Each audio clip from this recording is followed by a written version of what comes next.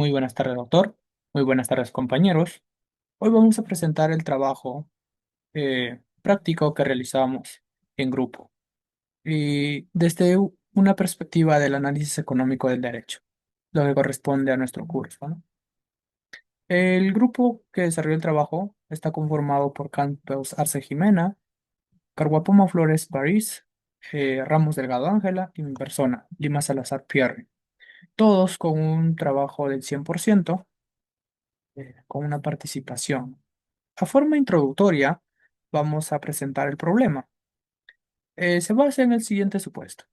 Se puede limitar a los propietarios en un condominio de playa que alquilen por menos de 15 días, supuestamente para evitar que mucha gente maleducada ingrese. Bien, un poco de explicación del tema para pasar al contexto. En este caso, se pretende limitar que alquilen por menos de 15 días en un conflicto que existe entre personas de condominios, de propietarios del condominio que alquilan y personas de propietarios que no alquilan. Y los que no alquilan pretenden, o es su pretensión principal, que no se alquile por menos de 15 días para que no haya esa constante rotación de muchas personas al condominio de la playa. Bueno, lo paso a mi compañera Campos Arce Jimena para que nos desarrolle el contexto. Bien, vamos a empezar con el contexto. Este fenómeno genera externalidades negativas respondiendo a la pregunta planteada.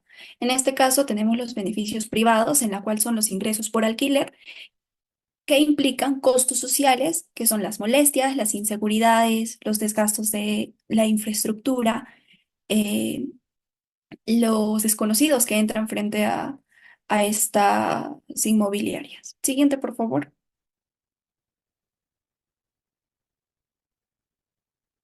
Bien, como ejemplo tenemos este crecimiento se implica en el alquiler temporal, en este caso el Airbnb en zonas urbanas y turísticas. Como ejemplo, tenemos que en Lima tuvo más de 14.000 anuncios activos de alquiler temporal en el 2025 y una tasa promedio de ocupación anual de alrededor del 55%. Este crecimiento se explica en gran parte por la expansión de plataformas digitales como Airbnb, que han facilitado que estos propietarios en realidad conviertan sus departamentos en unidades de un hospedaje temporal, por decirlo así, y especialmente en distritos turísticos y comerciales como Miraflores y San Isidro. Esto, como menciona en el ejemplo, tiene una ocupación del 55%, en la cual significa que en promedio estos inmuebles estuvieron arrendados más de la mitad del año, lo que demuestra que existe una demanda constante, tanto que turistas nacionales e internacionales como de viajeros corporativos, ¿no? En la cual esto genera ingresos adicionales para estos propietarios, sino que también impacta en el precio del alquiler. Tradicional, ¿no? Entonces, la oferta y la vivienda y el dinamismo económico frente a estos Airbnbs. Como segundo ejemplo, tenemos que en los distritos con alta presencia en alquiler temporales, como Miraflores, que en Lima, una mayoría de vecinos del 78% he pedido mayor regulación de estos arrendamientos. Miraflores es una de las zonas más turísticas y valorizadas de Lima, lo que le convierte en un punto atractivo, ¿no? Para estas plataformas. Entonces, la alta rotación de huéspedes genera esta preocupación en los residentes permanentes, ¿no? En este caso, los ingresos constantes de personas desconocidas del edificio, como los ruidos, las fiestas, el uso intenso de las áreas comunes, entre otros, ¿no? Y es por ello que el aumento de pedidos de regulación demuestra que el alquiler temporal ya no es solo una actividad privada individual, sino un fenómeno con efectos comunitarios que requieren reglas claras, ¿no? Para evitar estos conflictos. Eh, por último, tenemos a nivel nacional, no hay normativa que imponga límites de días de uso de vivienda para alquilar temporalmente, ni un censo estricto de esas actividades. En la práctica, la regulación no proviene de una norma nacional uniforme, sino en este caso, de tres fuentes. La primera fuente es el reglamento interno de los edificios o las juntas de propietarios. que pueden establecer restricciones sobre uso de las unidades, como por ejemplo exigir autorización previa o prohibir también el uso con fines comerciales. También están las ordenanzas municipales, como las que puede emitir la Municipalidad de Lima o distritos como Miraflores, que buscan regular aspectos vinculados a zonificación o las licencias o seguridad. También está la exigencia administrativa específica, eh, como el registro de huéspedes extranjeros ante la Superintendencia Nacional de Migraciones, ¿no? Entonces tienen la obligación de que sí existe cuando se presta un servicio de hospedaje a no domiciliados. Siguiente, por favor. Ok, bueno, vamos a dar pase a la parte de regulación en torno a la materia. En primer lugar, vamos a analizar, bueno, este caso partiendo del marco constitucional del derecho de propiedad. Eh, por una parte tenemos el artículo 70 de la Constitución Política, la cual establece, ¿no?, que una propiedad es inviolable y se ejerce en armonía con el bien común y dentro de los límites de la ley. Así bien, el artículo 2 en su inciso 16 reconoce el derecho de toda persona a la propiedad. Ahora, todo esto implica que el propietario puede usar, disponer y disfrutar de su bien. E incluso dentro de estas mismas opciones está la facultad, ¿no?, que es la posibilidad de arrendarlo o alquilarlo, como bien está en el caso. Sin embargo, este derecho no es absoluto, ya que debe ejercerse respetando el interés colectivo y, claro, el marco legal vigente. En este caso, los propietarios que alquilan ejercen su derecho de disposición, mientras que los que no alquilan invocan la tranquilidad y la seguridad del condominio. Ahora bien, en segundo lugar, tenemos el artículo 923 del Código Civil, el cual nos señala, ¿no?, que la propiedad permite disfrutar, usar y disponer del bien. Y así como igual en la Constitución, dentro de todo esto está el arrendamiento. Pero además de esto, acá el Código Civil no establece un plazo mínimo que sea obligatorio para alquilar un inmueble. Entonces, por esto, en principio, un propietario, digamos que puede arrendar por días, semanas o meses, siempre que este objeto sea lícito. Entonces, como tal, no existe una prohibición legal que impida alquileres menores a 15 días, como bien se plantea. Finalmente, tenemos aquí en el régimen de condominios la ley número 27157 y en compañía de su reglamento que está aprobado por el Decreto Supremo 035 2006 de vivienda, en el cual acá, bueno, se establece que cada propietario tiene un dominio exclusivo sobre su unidad, pero que todo esto también está sujeto al reglamento interno que pueda haber y a una junta de propietarios y los acuerdos que puedan intervenir entre estos, ¿no? Ahora bien, si se hablaría de una junta, esta puede regular la convivencia, el uso de áreas comunes, como puede ser, y asimismo establecer algunas sanciones, ¿no? Pero, sin embargo, estas facultades deben ejercerse sin afectar el contenido esencial, mm, del derecho de propiedad. En consecuencia, aunque bueno, se puede decir que se pueden imponer medidas razonables como control de acceso o registro de huéspedes e incluso, ¿no?, sanciones por incumplimiento. Establecer un plazo mínimo obligatorio de 15 días podría ser jurídicamente cuestionable si restringe de manera desproporcionada la facultad del propietario. Gracias. Elegido titulado Hitos de uso turístico y alquileres ocasionales. Este artículo fue elaborado por Carmen González, la que señala y analiza cómo ha evolucionado la jurisprudencia en España respecto al alquiler vacacional dentro de comunidades de propietarios. La cuestión central dentro de este artículo que se plantea es si una comunidad puede limitar o incluso prohibir que un propietario destine su vivienda al alquiler turístico. Para entender bien este problema, primero debemos entender cuál es el contexto normativo en el cual nos encontramos. El alquiler turístico fue excluido del ámbito de la ley de arrendamientos urbanos, lo que significó que dejó de regularse como un arrendamiento común y pasó a depender de la normativa turística de cada comunidad autónoma. Esto provocó que se impusieran requisitos administrativos como licencias, registros y hasta limitaciones zonales. Posteriormente, el Real Decreto Ley 7 2019 modificó la ley de propiedad horizontal, incorporando el artículo 17.12 que permite que las comunidades puedan limitar o condicionar el alquiler vacacional con una mayoría reforzada de 3/5. Sin embargo, lo que se pretende es prohibir completamente esta actividad, es decir, el alquiler de estos inmuebles o Airbnb. Se requiere para ello, para poder, una, para poder trata de una modificación estatutaria que afecta de manera directa el derecho de la propiedad.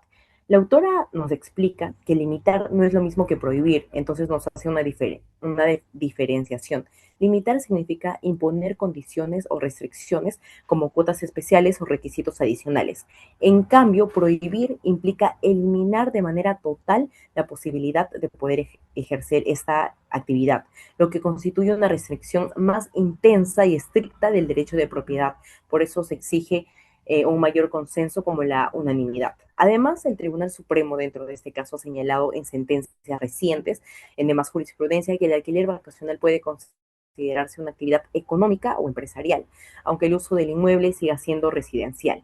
Esto es importante y fundamental porque muchos estatutos prohíben actividades comerciales o hasta profesionales. Y el tribunal ha interpretado que el alquiler turístico puede encajar dentro de estas prohibiciones si están expresamente previstas. Otro punto relevante dentro de estas limitaciones al derecho de propiedad deben interpretarse de manera restrictiva, es decir, si no existe una prohibición clara en los estatutos, el propietario conserva su libertad de uso. Tampoco puede imponerse una prohibición mediante el voto presunto cuando se afecta directamente el derecho del propietario. El consentimiento en este caso debe darse de manera expresa, más no tácita. Finalmente, el artículo concluye que existe una tensión estrecha entre derecho de propiedad y la convivencia vecinal. La jurisprudencia actual busca un equilibrio, un sostenimiento balanceado que permita a las comunidades adoptar ciertas limitaciones, pero proteger al mismo tiempo la libertad del propietario, ese derecho de la propiedad que tiene este mediante exigencias de mayorías reforzadas y una interpretación estricta de las prohibiciones. En resumen, y por ende, el derecho de la propiedad sigue siendo la regla general en sentido estricto y cualquier restricción debe ser claramente establecida y justificada de manera jurídica. Continuando, ahora vamos a hablar desde la aplicación de la AR, ¿no? Que es el análisis económico del derecho. En primer lugar, tenemos externalidades y asignación eficiente. Bien.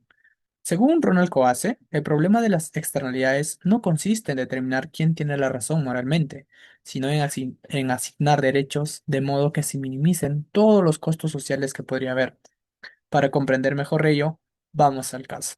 Tenemos propietarios que alquilan, obtienen beneficio privado. Propietarios que no alquilan, soportan costos externos, ¿no? Ruido, rotación, daño a los bienes comunes, entre otros. Entonces, desde el teorema de Coase, los costos de negociación son bajos, como ya hay un condominio organizado, tienen su propio reglamento, saben cuándo van a hacer las reuniones, saben convocar. Entonces, se puede hacer una negociación y este costo es muy bajo.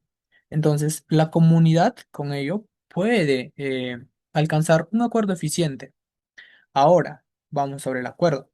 Si la restricción, esta restricción al acordar genera pérdidas económicas, eh, genera más pérdidas económicas que beneficios sociales, esta será ineficiente. ¿Qué quiere decir? Un poco para explicar, quiere decir que si los propietarios que alquilan obtienen un beneficio económico eh, importante y los problemas que se producen, como son los ruidos, los desgastes, los daños, entre otros, no generan digamos, no generan este perjuicio a gran escala o un perjuicio mayor. Para los demás, prohibir o limitar sería ineficiente.